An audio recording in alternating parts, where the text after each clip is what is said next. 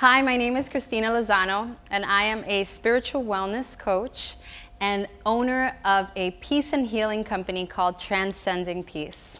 I'm going to tell you guys a story today about being a yes to loving yourself. When I was in my mother's womb, she was asked to abort me. Doctors had said that if she gave birth to me, they were sure that I would have health issues. My mother is a fighter, and she told them no. My dad, he was the best husband and father that he could be. He was simply a provider, but emotionally unavailable. What that meant to me was that I was going to grow up wanting to have a man in my life that would love me, respect me, and treat me like a queen. I finally met a man, and I was thinking to myself, this is it.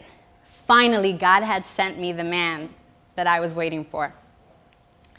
We had so much fun together. We went on adventures, we traveled, and we simply just had a lot of fun loving one another.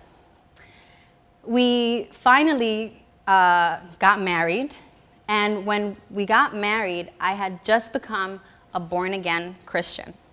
To me, what that meant was that I knew what love looked like, including loving myself.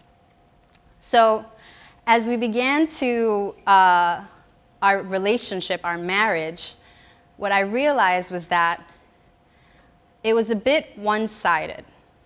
I would support him. Meanwhile, I had just started my company, Transcending Peace, and I didn't really receive that love and support. I began to turn to Jesus more, and I realized that while I was finding peace in Jesus, there was darkness growing in my home. My husband began to call me a Jesus fanatic. He said I was a hypocrite for putting all this love into God, yet not putting all this love into our marriage. You guys ever heard of the boy who cried wolf? Well, my husband cried divorce many a times. And so what I began to realize was that here I was as a coach teaching people about peace and loving themselves and mattering. And I was in a relationship in which that wasn't showing up for me at all. So for the 10th time that my husband had cried divorce, I finally said yes. And what that meant to me was that divorce was my freedom. I couldn't love myself and matter and be a coach to others and tell them that. He was right. I was a hypocrite. So I'm here to tell you guys to be a yes. Be a yes to loving yourself, to having peace in your life, and knowing that your freedom is possible when you're a yes.